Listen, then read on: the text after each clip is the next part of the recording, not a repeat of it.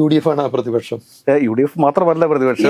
പ്രതിപക്ഷം ഇപ്പൊ 2020 ബെന്നി ജോസഫും സാജൻ സക്രിയയും CR നീലട്ട് അങ്ങനെ കുറച്ചുപേരാണ് ഇവിടെ പ്രതിപക്ഷം. ഇവരൊക്കെ ഒരമ്മ പറ്റ മക്കളാണ്.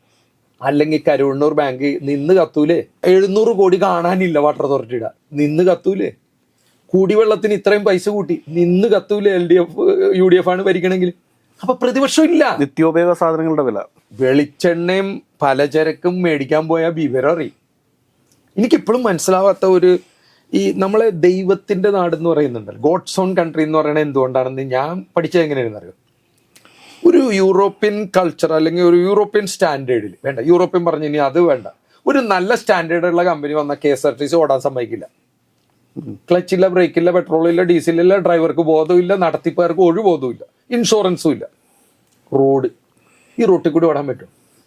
ഇവിടുത്തെ പട്ടികടി, ഇവിടുത്തെ പാലങ്ങളും ഇതൊക്കെ നമ്മൾ വീട്ടിൽ നിന്ന് പോരുമ്പോൾ പ്രാർത്ഥിക്കുന്നു, ദൈവം നമ്മളെ സംരക്ഷിക്കുന്നു. ഞാനും ചിബിയൊക്കെ വീട്ടിലെത്തണത് നമ്മുടെ ഭാര്യയും മക്കളും അമ്മയൊക്കെ പ്രാർത്ഥിക്കണോണ്ട് എത്തണാണ്.